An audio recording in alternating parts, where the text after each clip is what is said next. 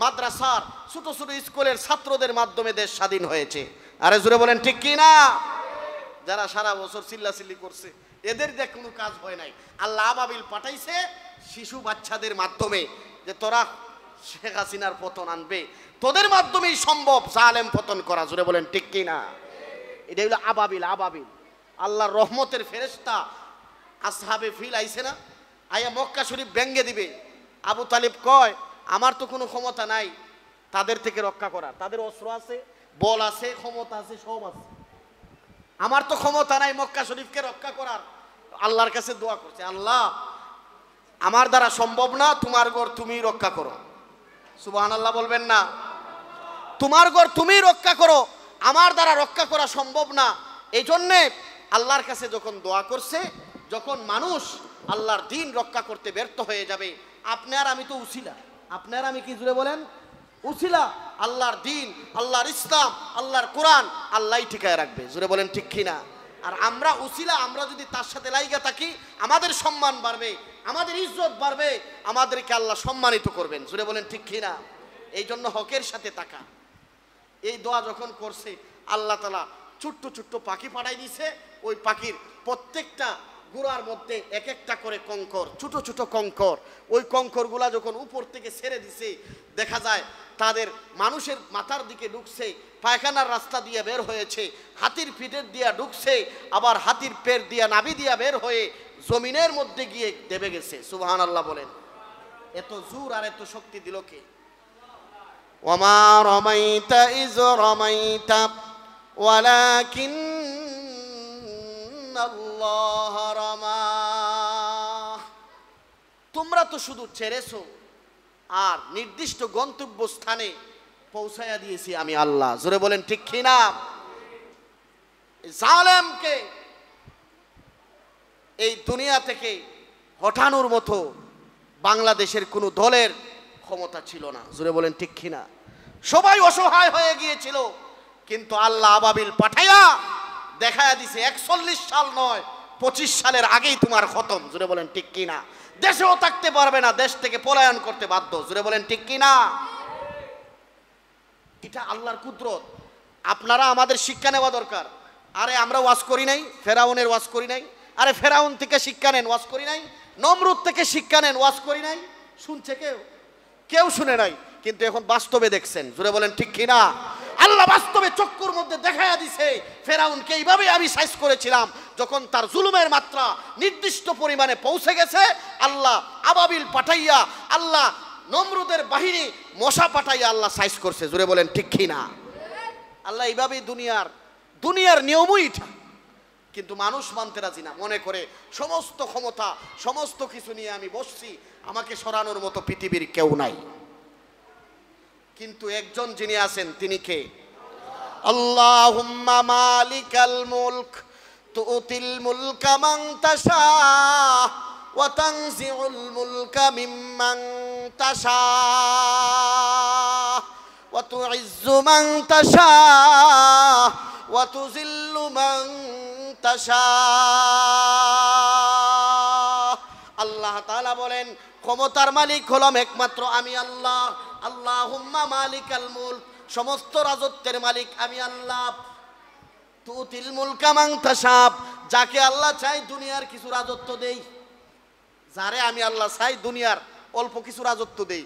দেখি তার অবস্থাটা, ভাবটা দেখি, অহংকারটা কতটুকু পৌঁছে, এটা আমি আল্লাহ তাআলা দেখি। ওয়া তুযিল্লু মান তাশা, যাকে আল্লাহ চাই আমি আল্লাহ চাই সম্মানের সাথে রাজত্ব দেই। যারে আমি আল্লাহ চাই জুতার বাড়ি দিয়ে আবার নামাই। জোরে বলেন ঠিক কি না? ওয়া তুইজ্জু মান তাশা ওয়া তুযিল্লু মান তাশা বিয়াদিকাল খায়র ইন্নাকা আলা কুল্লি শাইইন কাদির। আমার আল্লাহই হলেন সমস্ত শক্তির অধিকারী। জোরে বলেন ঠিক কি না? তাহলে আল্লাহ তাআলা যুবকদের মাধ্যমেই ইসলাম দুনিয়াতে প্রতিষ্ঠা করবেন। এই জন্য বলেছিলাম যুবক ভাইয়েরা যারা এখনো রাস্তাঘাটে আসো, সিন্নি সময় মারামারি করো না, এখনই তোমরা আসো আর কিছু কথাবার্তা শুনে নিজের জীবন পরিবর্তন করো। আল্লাহ তাআলা আজকের রাত্রে এমনও কিছু লোক আছে যাদেরকে আল্লাহ কখনো ক্ষমা করবে না। এই রাত্রে তো করবে না, আরো মহান রাত্রি তো করবে না। যদি এই দোষগুলো আপনার ভিতরে আমার ভিতরে থাকে, এইগুলা থেকে আগে তওবা করতে হবে।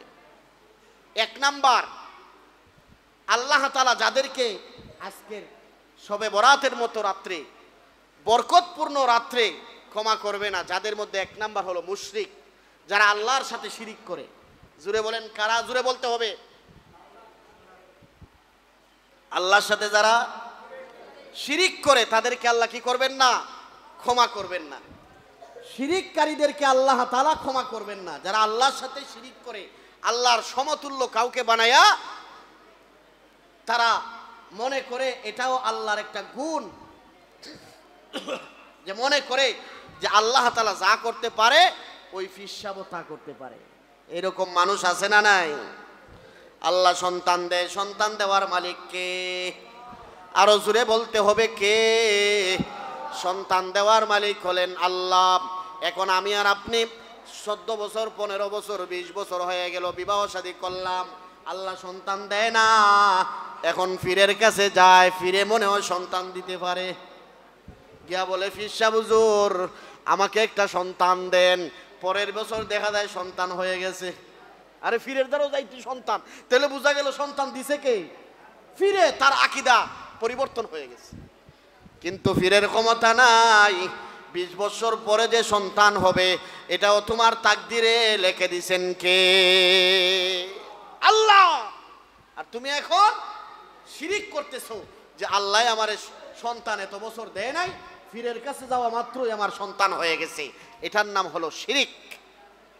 শিরকে জাত, শিরকে সিফাত, ছোট শিরিক আছে, শিরকে কাবির, শিরকে সগীর, ছোট শিরিক আছে, বড় শিরিক আছে। এই সমস্ত প্রকারের শিরিক থেকে যদি বাইচা না থাকেন, শিরিক করলে আজকে এই মহান পবিত্র নিসফে বিন শাবানের রাত্রেও আল্লাহ মাফ করবেন না। তাহলে চিন্তা করে দেখেন, আপনার ভিতরে আমার ভিতরে শিরিক আছে না? যদি শিরিক থাকে, নতুন করে ঈমান এনে আল্লাহর কাছে তওবা করেন। রাজি আছেন না ইনশাআল্লাহ? 2 নাম্বার হিংসুক। হিংসুকরে আল্লাহ ক্ষমা করবেন না।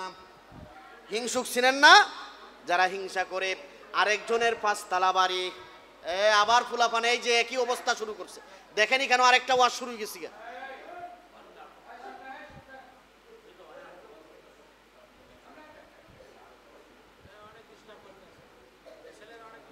আসো না কেন, সামনে আসো। সবাই সামনে আসো, সবাই সামনে আসো।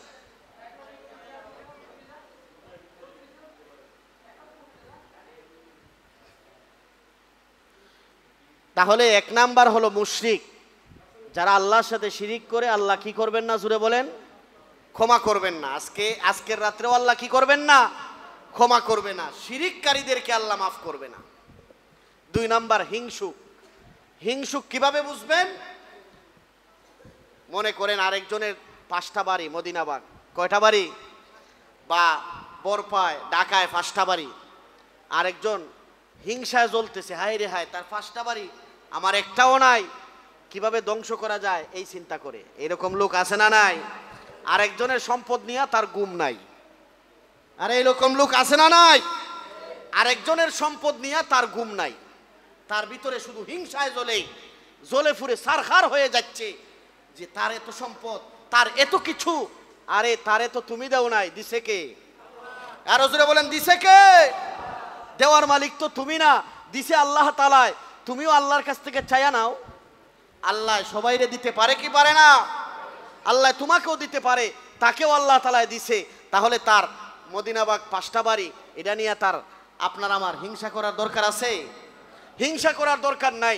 বলতে পারেন আল্লাহ তারে দিছেন, আমারেও দেন। যদি বলেন আল্লাহ তারে এতগুলা দিছেন, তার এগুলা ধ্বংস করে আমারে দেন, এটার নাম হিংসা। জুড়ে বলেন এটার নাম কি? আরে হিংসা করে অনেকে মনে করে তার এত কিছু আছে, আমার কিছুই নাই। এই যে হিংসা, আল্লাহ রসুল বলেন হিংসায় মানুষকে জ্বালাইয়া ফুরাইয়া সারখার করে দেয়। আগুন যেমন লাকড়িকে জ্বালাইয়া সারখার করে দেয়, হিংসা মানুষের অন্তরের ভিতর জ্বালাইয়া সারখার করে দেয়। এই জন্য হিংসা মন থেকে দূর করতে হবে। হিংসা যদি দূর না করেন, আজকের রাত্রেও যদি আল্লাহর কাছে ইবাদত করেন, দোয়া করেন, কবুল হবে না। আরেকটা টিপস নেই, যারা মাগরিবের নামাজ, ওই যে গুরুবের শাম সূর্য ডুবার নামাজ, মাগরিবের নামাজ, আবার হাত্তা মাতলাইল ফাজর ফজরের নামাজ, এশার নামাজ, এই তিন ওয়াক্ত নামাজ যারা জামাতের সাথে ইমামের সাথে পড়েছেন আর রাত্রিবেলা ইবাদত করবেন, এই রাত্রির যত সওয়াব রহমত বরকত আছে আল্লাহ তাআলা আপনাকে নসিব করবে। আল্লাহ তাআলা আপনাকে নসিব করবে। সবাই বলেন সুবহানাল্লাহ। তো যাই হোক, বলতেছিলাম আল্লাহ তাআলা হিংসুককে কি করেন না? ক্ষমা করেন না, হিংসুককে মাফ করেন না। এই জন্য হিংসা দূর করতে হবে অন্তর থেকে, তাকাব্বুরি দূর করতে হবে। অহংকার অহংকার অহংকার হইল আল্লাহর গুণ। আল কিবরিয়া উরিদাউন, অহংকার আল্লাহর চাদর। অহংকার আল্লাহর কি? আল্লাহ রসুল বলেন অহংকার আল্লাহর চাদর। যার ভিতরে যাররা পরিমাণ অহংকার থাকবে সে কখনো জান্নাতে প্রবেশ করতে পারবে না। অহংকার থাকলে জান্নাতে যাওয়া যাবে না।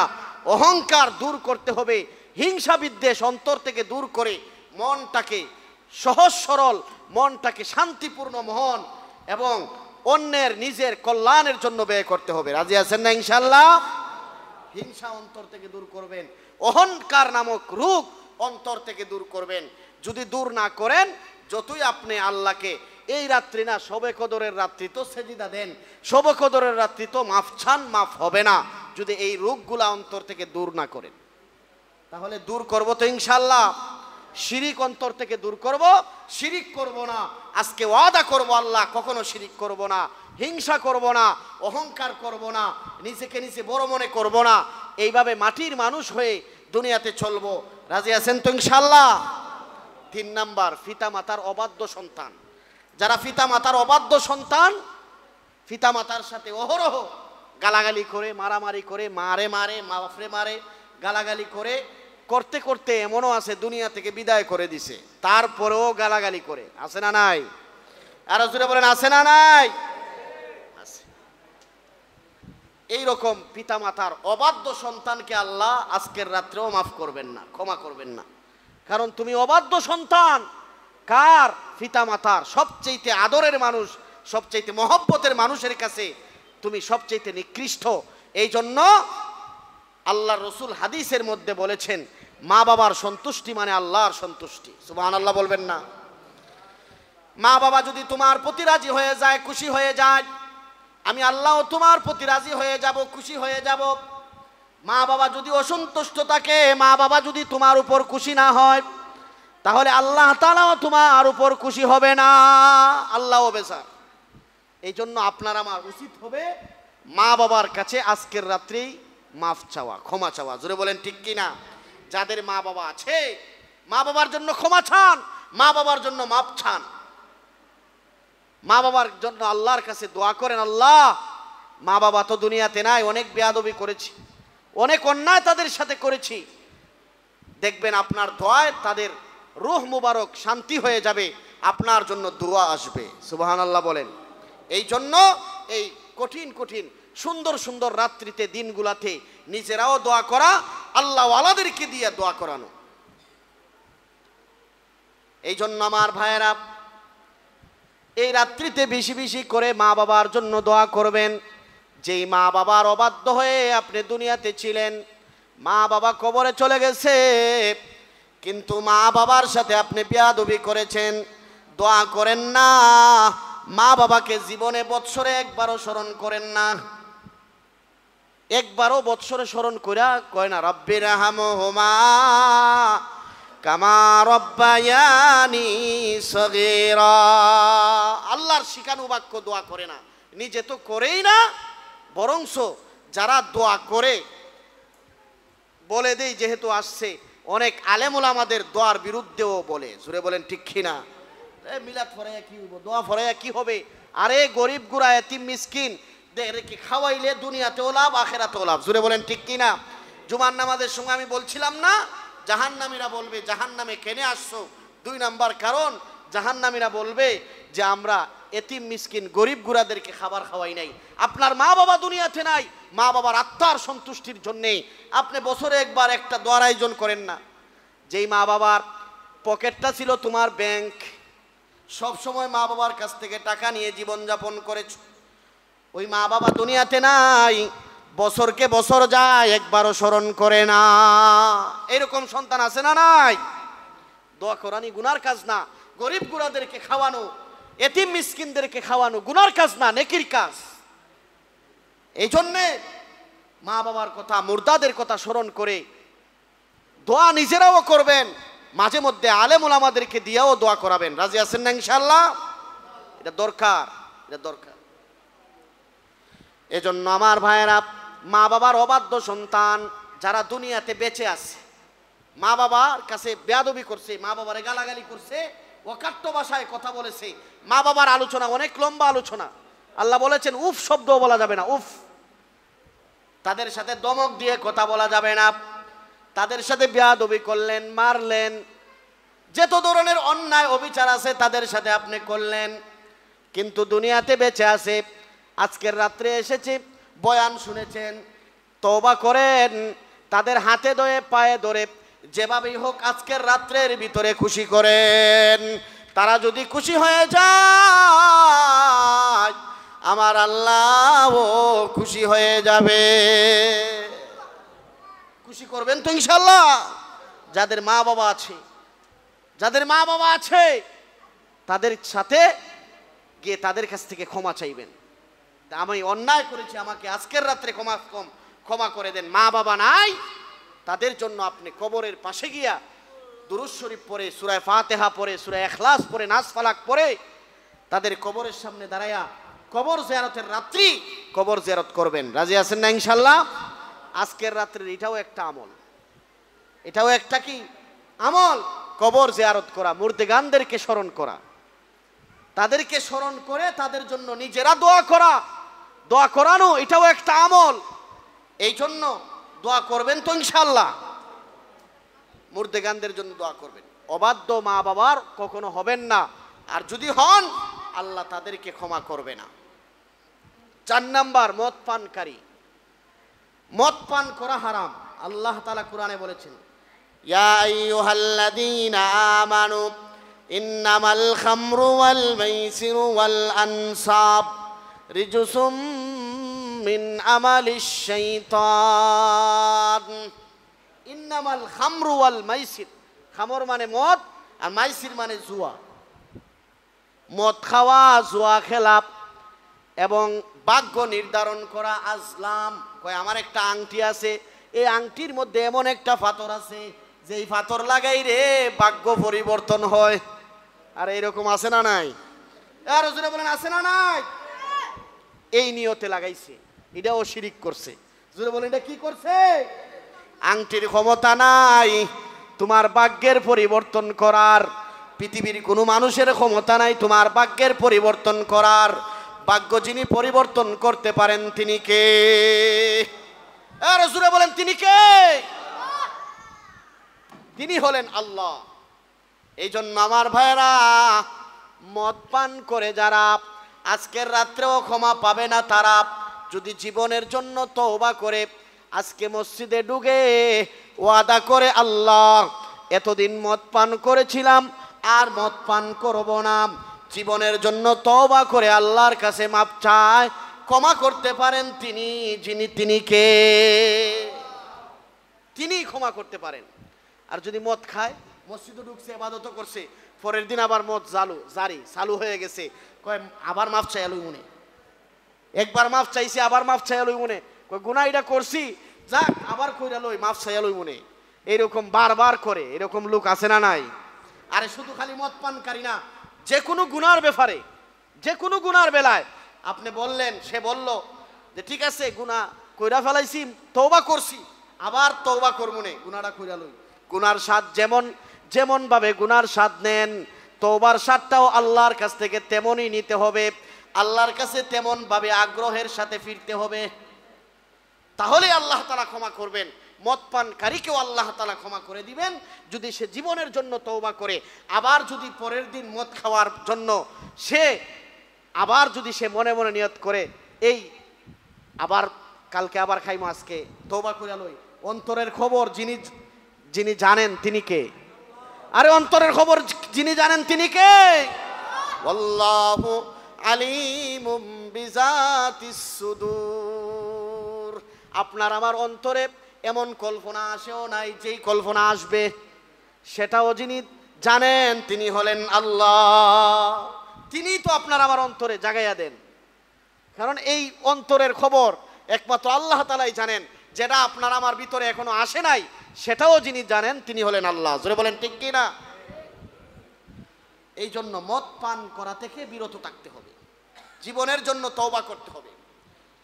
5 নাম্বার, কাতিলুন নফস, হত্যাকারী, যে নিজেকে হত্যা করে অথবা অন্যের উপর জুলুম করে। এটার ব্যাপারে একটা হাদিস বলি,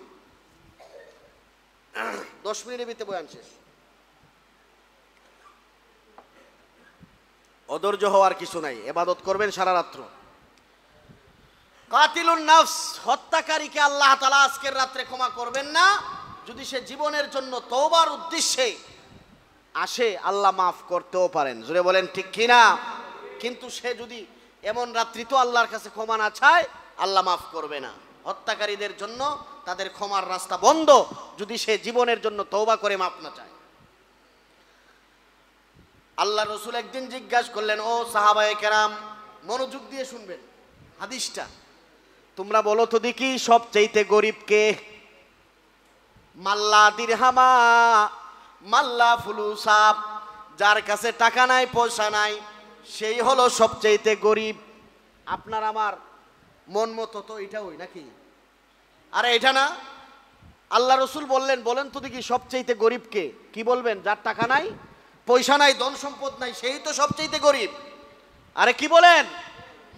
কথা বলেন না কেন?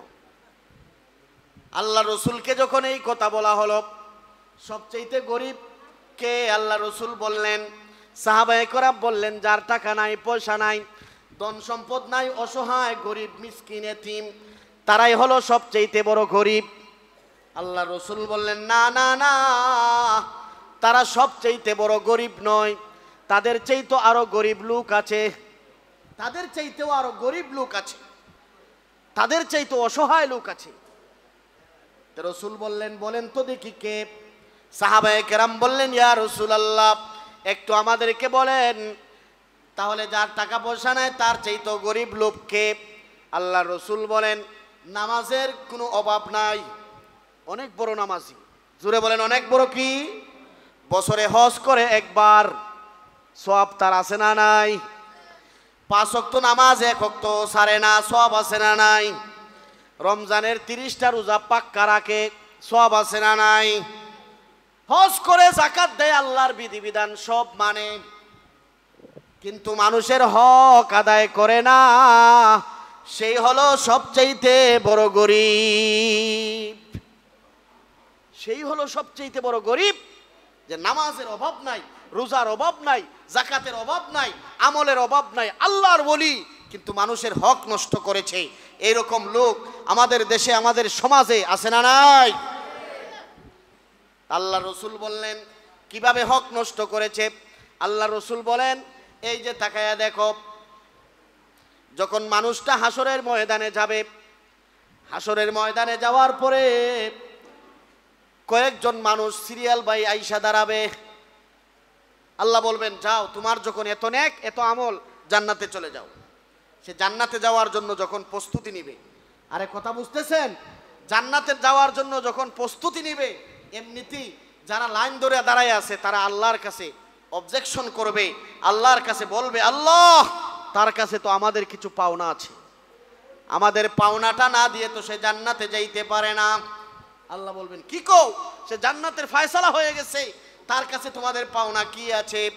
এবার সে বলবে, আল্লাহ, অন্যায়ভাবে আমার সম্মান নষ্ট করেছে, আমার হক আখেরাতে দিয়ে যেতে হবে, অন্যায়ভাবে আমাকে হত্যা করেছে, যেদিন প্রতিবাদ করার মতো ক্ষমতা আমার ছিল না, তাদেরকে টাকা দিয়েছিলাম, পয়সা দিয়েছিলাম, রাজত্ব দিয়েছিলাম, ক্ষমতা দিয়েছিলাম, প্রতিবাদ করার সাহস ছিল না, কিন্তু অন্যায়ভাবে আমারে হত্যা করেছে। আজকে এর জবাব আমাকে দিয়ে যাইতে হবে, এর প্রতিদান আমাকে দিতে হবে, আর না হয় তাকে জান্নাতে যাইতে দিব না। নেকির অভাব আছে? আর জোরে বলেন, নেকির অভাব আছে? আল্লাহ বলবেন এখন তোর টাকার কোনো মামলা নাই, তুমি তার কাছে সম্মান নষ্ট করেছো, এই পরিমাণ তোমার আমলনামা থেকে তাকে নেকি দান করো।